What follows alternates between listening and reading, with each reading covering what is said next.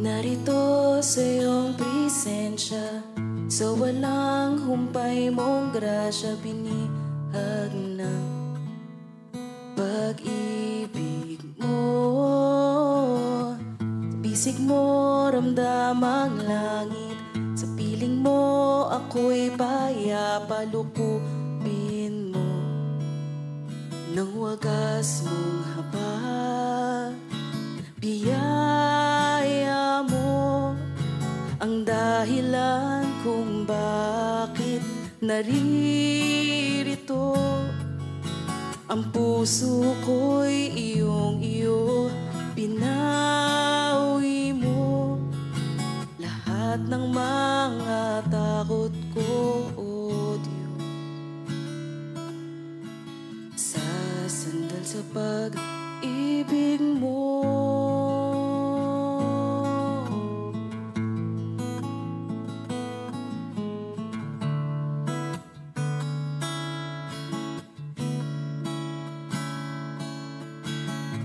Pag-ibig mo ako'y pinaglaban, kaluwalhatian mo'y naranasan, dakilang Diyos, Diyos ng lahat. Ikaw ang aking kanlungan, binihag ng iyong kagandahan, dakong tago, ikaw lamang. Biyaya mo ang dahilan kung bakit naririto. Ang puso ko'y iyong-iyo, pinawi mo lahat ng mga takot ko, O Diyos. Sasandal sa pag-ibig mo.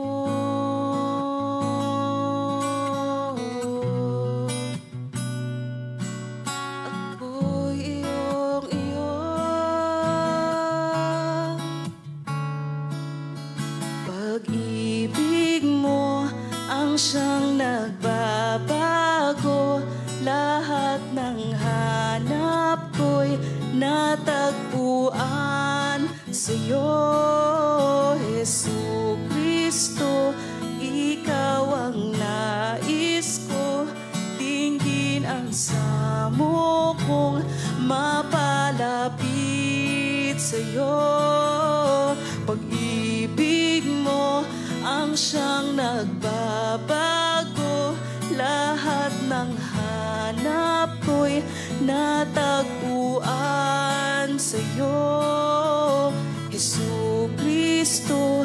Ikaw ang nais ko, tingin ang samo kong mapalapit sa'yo.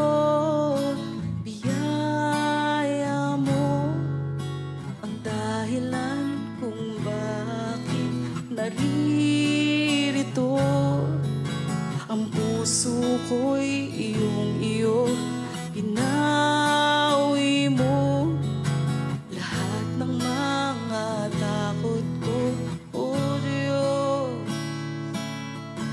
Sasandal sa pag-ibig mo, O Diyos. Wala nang iba.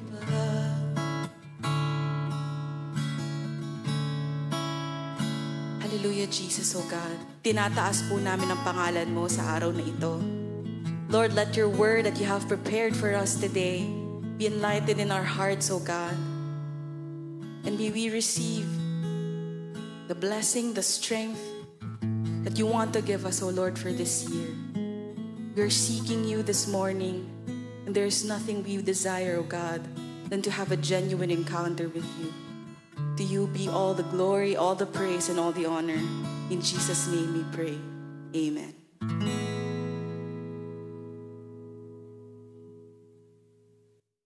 Hello, good morning po sa inyo lahat and welcome back po sa ating fourth day of our prayer and fasting.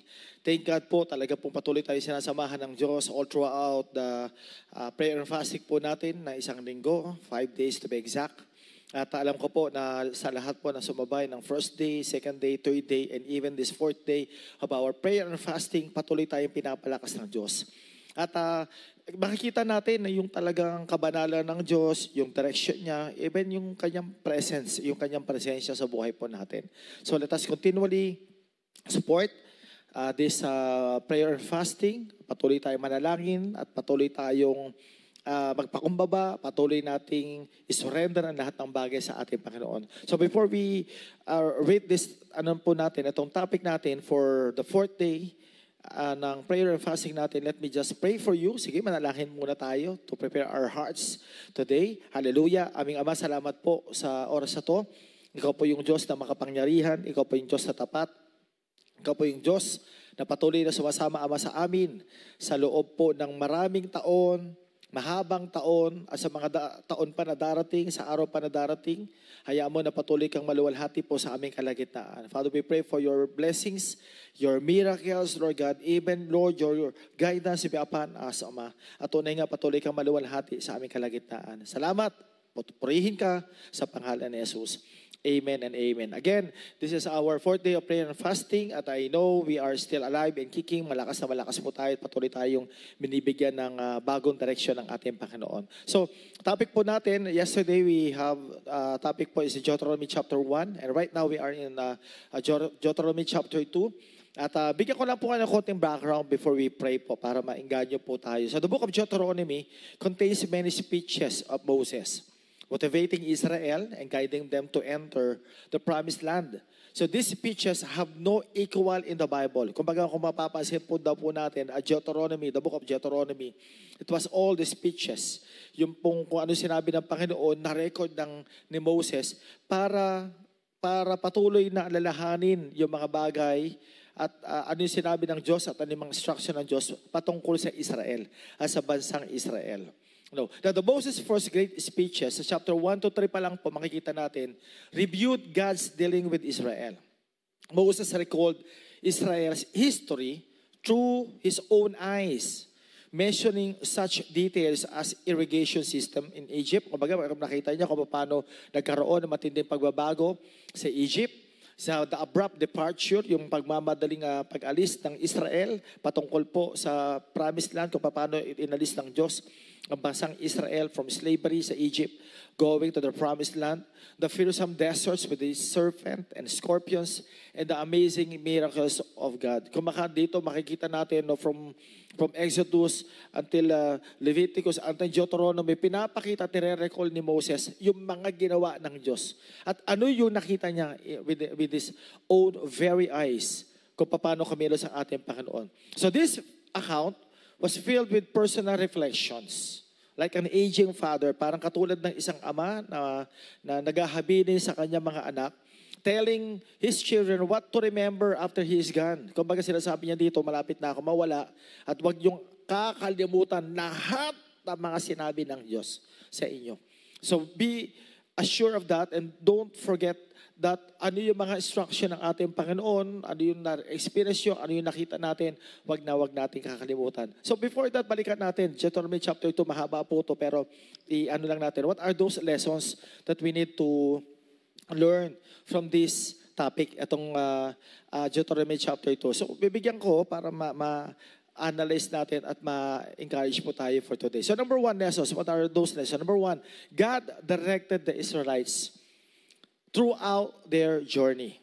So, number 1, God directed the Israelites throughout their journey. Sa verse 2 pa lang po makikita natin. Sabi niya, then we turned back and set out toward the wilderness along the route to Red Sea, as the Lord had directed me for a long time. We made our way around the hill country of Seir. So, pag sinabi natin direct, makapapansin po natin sa following verses pa lang po, may mga binabanggit sa verse 2, sinabi dito, then the Lord said to me, sa verse 9, then the Lord said to me, sa verse 13, and the Lord said, sa verse 17, the Lord said to me, verse 31, the Lord said to me. So, ano ibig sabihin nito? 5 verses na nagsasabi na ito ang sinasabi ng Diyos sa akin na kailangan natin gawin.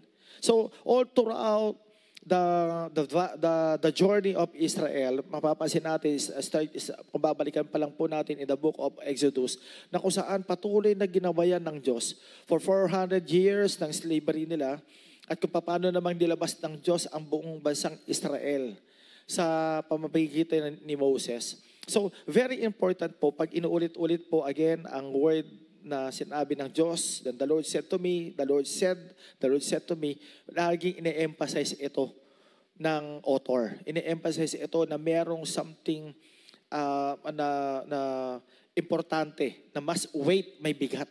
So today, kapatid, babalikan lang po natin sa atin. The book opens on the first day of the 11th month in the 4th year, sa Deuteronomy chapter 1 verse 3 pa lang, following the Israelites' departure from Egypt, approximately daw 14,050 or 1,450 BC.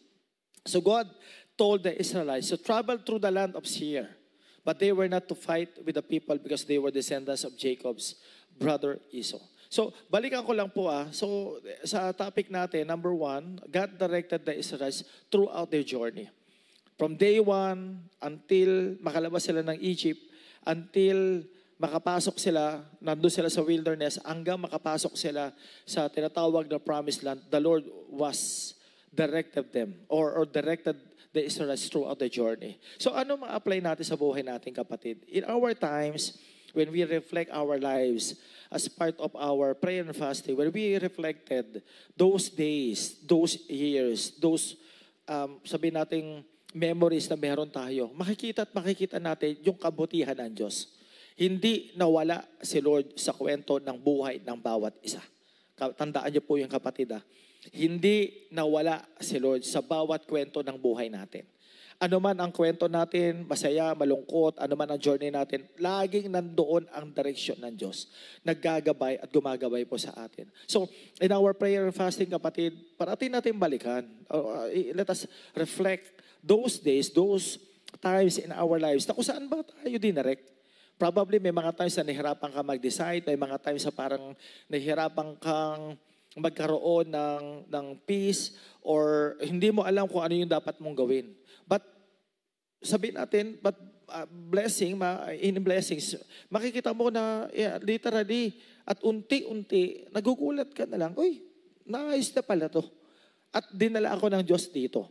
Ang layo na dinala ng Diyos sa buhay natin. Sino ba magsasabi na ang layo na, super layo na ginawa ng Diyos sa buhay natin? Well, that is all because of the goodness of God. Because of the faithfulness of God sa buhay natin. Kung paano naging tapat ang Diyos sa bansang Israel, ganun din po ang Diyos natin. He is the same God yesterday and forever. Amen. So number 2, ano pang pwede natin matutunan? Number 2, God was with Israel throughout their journey. Una, God directed them. Pangalawa, God was with Israel. Ibig sabihin, kasama ng Israel ang Diyos all throughout those 40 years na naghihirap sila. Sabihin natin yung paano nila, yung 400 years na nasa Egypt sila at yung 40 years na nasa desierto sila, kasama nila ang ating Panginoon. Saan po natin mababasa yan? Sabi ng verse 7, the Lord your God has blessed you in all the work of your hands. He has watched over your journey. Imagine nyo, tignan nyo binabantayan ng Diyos yung kanilang journey through this vast wilderness. Mamaya explain ko po yung wilderness na yan. These 40 years, the Lord your God has been with you, and you have not lacked anything. May mga troubles, may mga pains silang dinaanan, but again, nandun ang Diyos. God knew their troubles and pains, and He was with them always. Parating kasama ang Diyos sa kanila. No, hindi nakakalimot ang Diyos. It's the same thing po sa buhay natin, kapatid. In times of troubles, in times of pains, in times of difficulties, in times of happiness and victories, nandoon lagi ang Diyos. So same thing sa verse 7 po na mapapansin natin. No? The Lord your God has blessed you in all your work of your hands. Kung ano yung mga trabaho ng mga Israel ng mga panahon na yun, laging pinagpapala ng Diyos. Amen ba yun? No? And He has watched, gusto ko lang po ito He has watched over your journey. Binantayan ng Diyos. So how many of you today knows that the Lord has been good to us and He has watched over us and over our family, over our work, over our ministry, over our prayers. Grabe. Binabantayan ng Diyos o binantayan ng Diyos yung ating buhay, yung ating pamilya, yung ating panalangin. So that makes sense, kapatid, para lalo nating purihin at pasalamatan natin ang Diyos. Lagi natin siyang alalahanin sa mga paraan na kung saan lalo siyang maluluwalhati. At tignan niyo po, sabi dito, through this vast wilderness. Vast wilderness. Pag-aaralan po natin, no? So God was with them in the wilderness. Ano ba yung mga wilderness na dinaanan nila? So according kay Bob Atley, makikita po natin, there are several wildernesses connected to Exodus. Special topic to wilderness of the Exodus. So there are 4 wilderness po na i-account na kung saan pinuntahan ng mga Israelites for 40 years. Could you imagine, hindi madali ito Kasi sabi natin wilderness, parang isang lugar na kung saan tagtuyot, isang lugar na kung saan parang hopeless, isang lugar na kung saan parang hindi mo makita ang solusyon at walang future. At hindi masaya ang lugar na yon. Pero kapatid, makikita natin, all throughout those wilderness, nandun ang Diyos, sinamahan ng Diyos ang Israel. And the same thing with us, kapatid. Maari meron mga situation tayo na maari hindi maganda. Meron tayong karanasan na hindi maganda. We've been betrayed. We've been hurt by someone. Ang dami mga pain na experience natin. There are a lot of troubles around us. But then again, the Lord is with us. Sinasamahan niya tayo. So number 1 wilderness, ano ba yung account nito? Gusto ko lang po kayo bigyan ng konting excitement. Number 1, ano yung wilderness na to? Wilderness of Shur in the northeast Egypt. That is in Exodus 15:22. Ito yung lugar na kung saan ay naghahanap sila ng water. For 3 days, nagtatravel sila sa desierto without water. Sabi ng verse 22, then Moses led Israel from the Red Sea, and they went into the desert of Shur. For 3 days, they traveled in the desert without finding water. Wala silang natagpuan na water. Kaya nga dito, when they came to Mara, they could not drink its water because it was bitter. Mapapait, mapakla. Sabi natin, hindi pa kainam-inam sa pag-inom. So the people grumbled against Moses saying, what are we to drink? Talaga nag-grumble sila. Ano ba inumin natin dito? 3 araw na tayo walang mainom. So could you imagine yung init, di ba? Tapos ang dami ng ginawa ng Diyos at reklamo pa rin Israelites.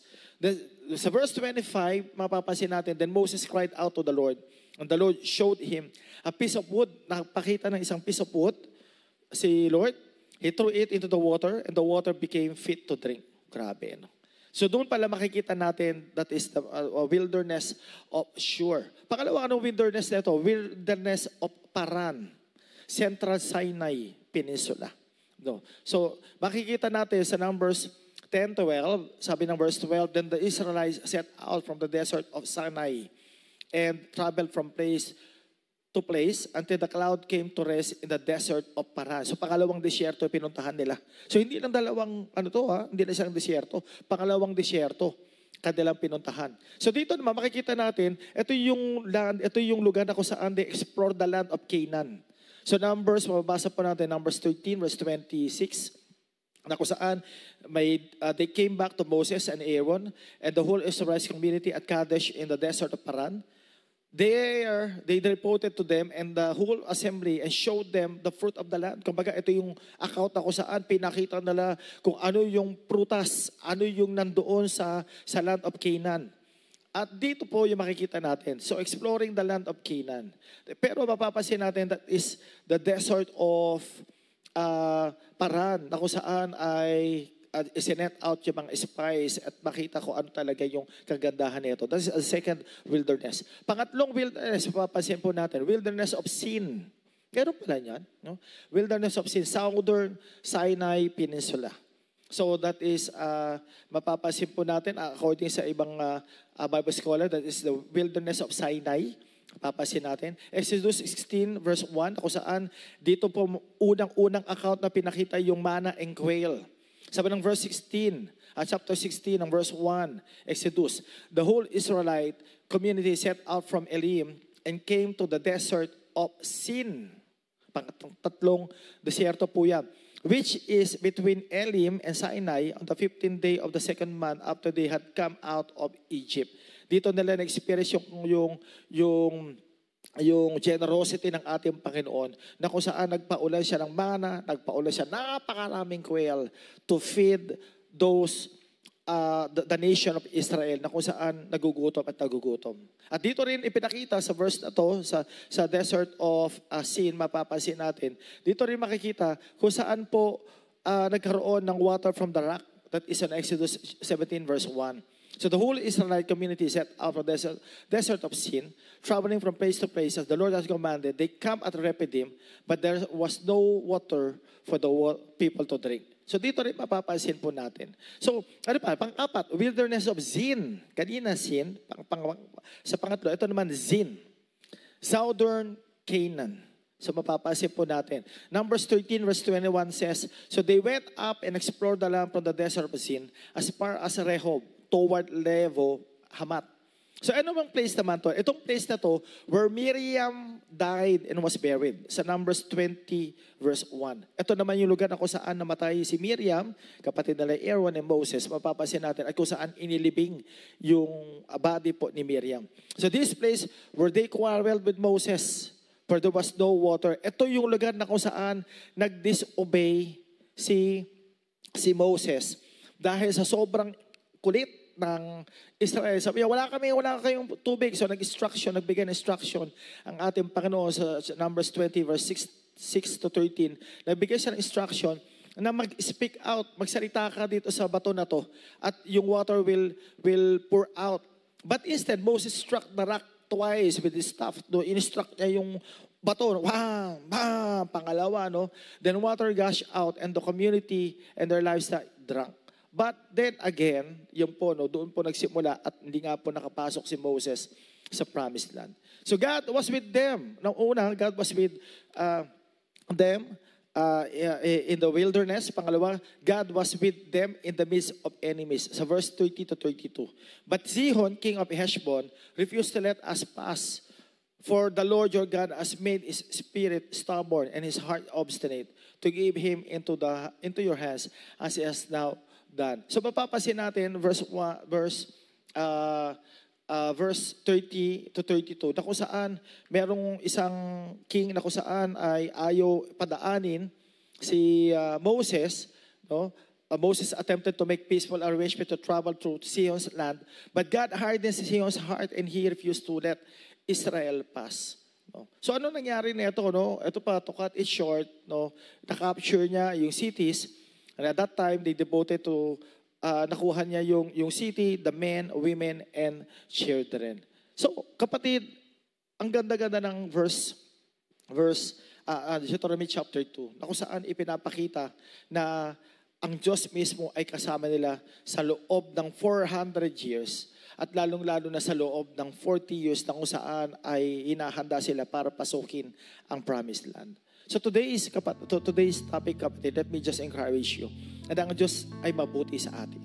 So going back sa mga time na kung saan we have struggle, we have prayed a lot, sometimes meron ka mga hopelessness and you have encountered so much trouble in your hearts, in your family, in your work. Ang dami-dami mo mga naranasan na hindi maganda ng 2023. But today, let me assure you that this day, until now, kung babalikan natin yung napakahabang panahon natin, hindi lang year na 2023, but yung year na 22, 21, time of pandemic, the Lord has been good to us. Hindi niya tayo iniwan at hindi niya tayo pinabayaan.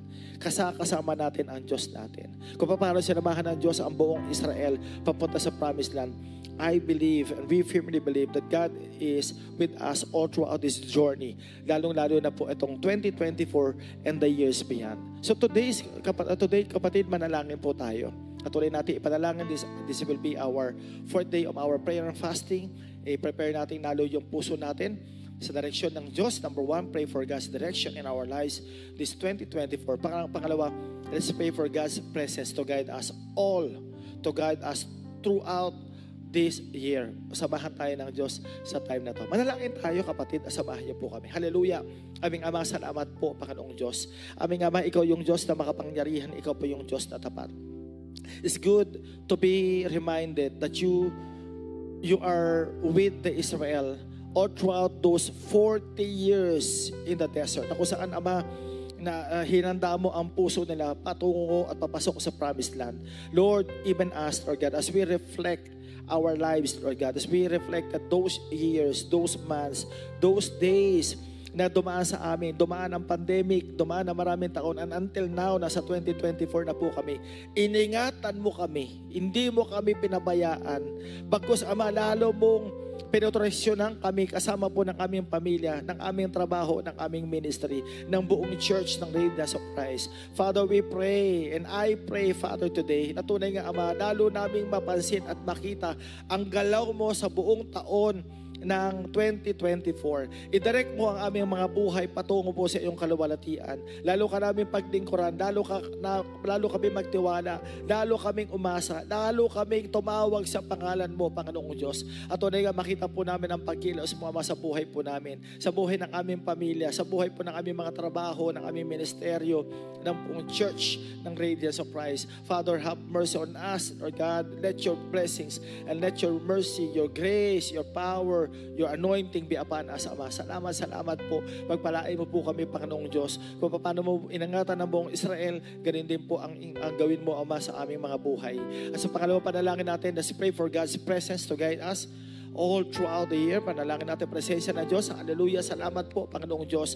Aming Ama, salamat sa mga learning na kung saan 4 na disyerto ang dinaanan ng bansang Israel. Nung panahon na kung saan papasok sila sa promised land. Lord, we pray, Panginoong Diyos, alam namin itong mga lugar na to ay hindi maganda, but Lord, you are with them because of your presence. God, we pray, Panginoong Diyos, ganoon din ang gawin mo sa amin. Samahan mo kami. Let your presence be with us all throughout the year, Panginoong Diyos. Sa lahat ng aming pag-iisip, sa lahat ng aming pangapanalangin, sa lahat ng aming mga ginagawa, sa lahat pa ng aming gagawin, sa aming pamilya, sa aming church, sa lahat po ng aming trabaho, ministeryo, samahan mo po kami, Panginoong Diyos. Let your presence be with us, Lord God. Panginoong Diyos, ito pong aming panalangin na tunay nga, Ama, patuloy mo kaming tahanan ang aming mga buhay, Panginoong Diyos. Puniin mo kami, Lord God. Continually fill our lives with your power, with your glory, with your presence upon us, Ama. Ayaw mo, Panginoong Diyos, saan man kami ang pagpunta, samahan mo po kami, Panginoong Diyos. Your presence is what we need, aming Ama. Ayaw mo sa aming mga pananalangin, sa aming mga time of our devotion, sa lahat ng aming mga ginagawa, we pray for your presence be upon us, Ama. Ayaw mo mapansin ka namin, makita ka namin sa aming mga buhay. At tunay nga, lalo ka namin maluwalhati sa aming kalagitnaan. Salamat po, Panginoong Diyos. Pagpalain mo po ang bawat isa, Ama. As we continually, Lord, do our prayer and fasting. This is our 4th day of our prayer and fasting. Patuloy po kami magpakababa. Patuloy kami magpasakop. Patuloy po kami, Ama, na dumulog sa iyong mga pangalan. Patuloy po kami tumawag sa isang Diyos na buhay.